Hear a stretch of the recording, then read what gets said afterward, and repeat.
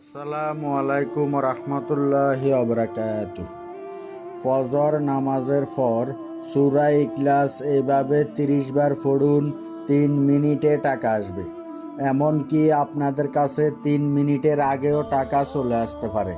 আপনারা মনে রাখবেন, ফজর নামাজের পর যখন সূরা ইখলাস এইভাবে মাত্র 30 বার পড়বেন, তাহলে আপনাদের কাছে মহান আল্লাহ রাব্বুল আলামিন 3 মিনিটের আগে টাকার ব্যবস্থা করে দিবে।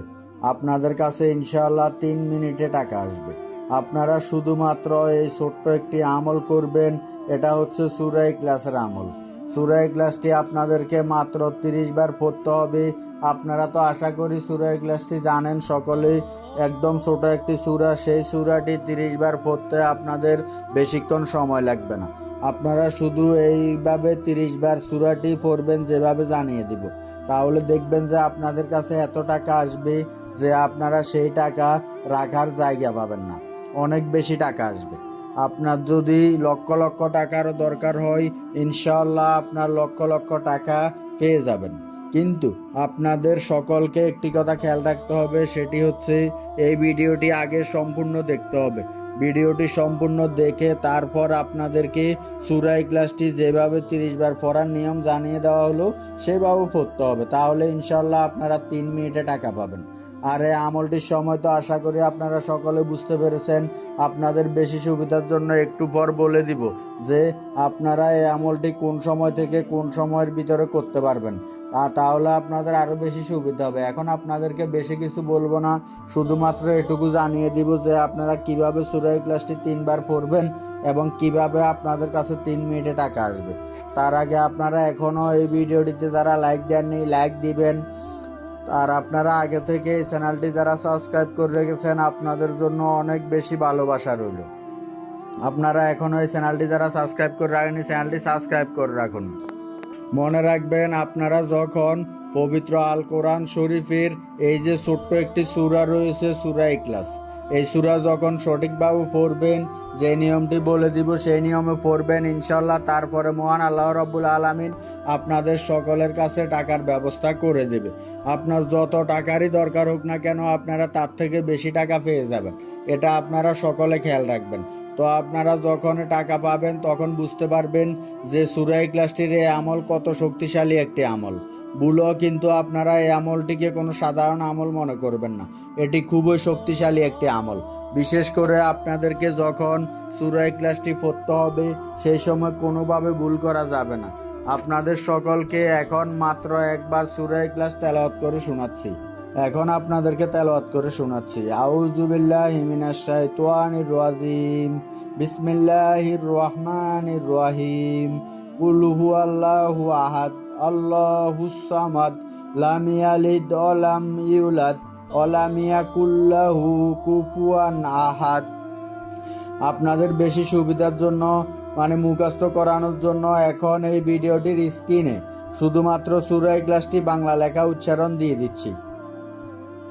তো আপনারা এই যে দেখতে পাচ্ছেন, এখান থেকে দেখে ইনশাল্লাহ সকলে সঠিকভাবে মুখস্থ করে নেবেন। তো আপনারা ফজর নামাজের পর যে সূরা ইখলাসটি পড়বেন, তো সেই সময় তো আপনাদের 30 বার পড়তে হবে। 30 বার যে পড়বেন আপনাদের কোন নিয়মে পড়তে হবে, আর এই আমলটি আপনারা কে কে করতে পারবেন।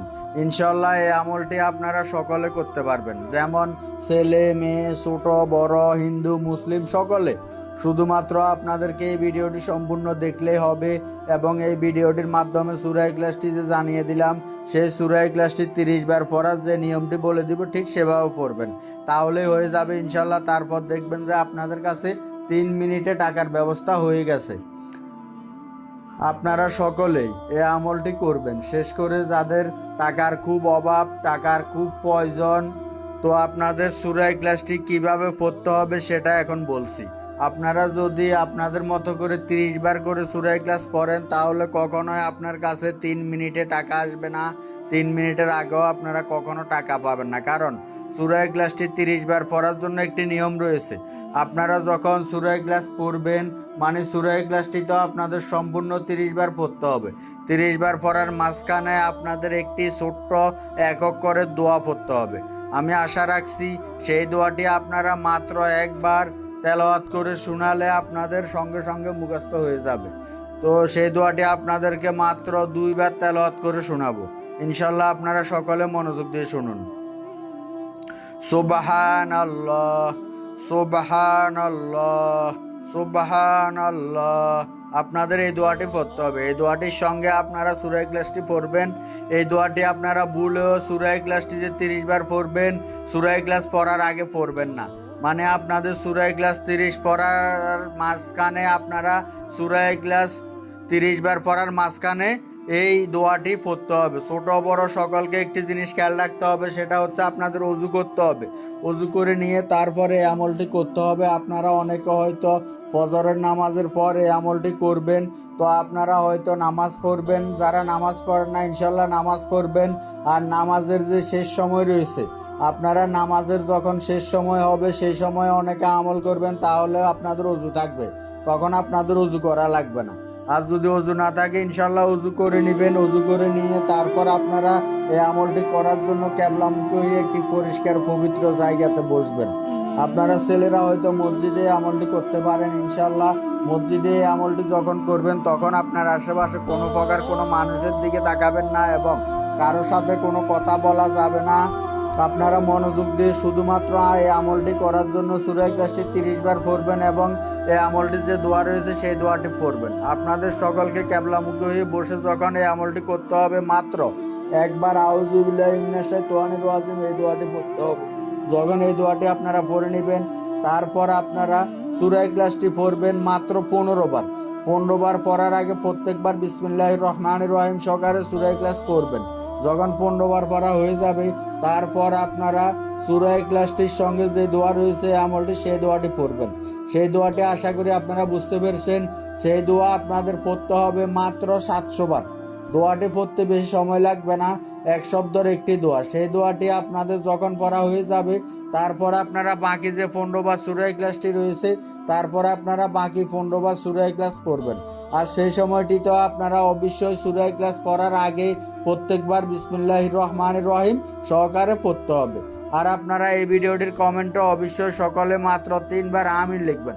আপনারা চাইলে 3 বারের বেশিও আমিন লিখতে পারেন। আর এই আমলটি আপনারা ফজরের নামাজের পরে করলে সব থেকে ভালো হবে। আপনারা চাইলে এই আমলটি ফজরের নামাজের পর থেকে এই আমলটির টাইম শুরু এবং সকাল 9টা পর্যন্ত এই আমলটির টাইম শেষ। আপনারা আশা করি এই যে টাইম বলে দিলাম এই টাইমটা বুঝে গেছেন। এই টাইমের ভিতরে আমলটা করবেন। তো ভিডিওটি আজকে এখানেই। ভিডিওটি ভালো লাগলে চ্যানেলটি সাবস্ক্রাইব করে আমাদের সাথে থাকুন, একটা লাইক দিয়ে। ধন্যবাদ সবাইকে।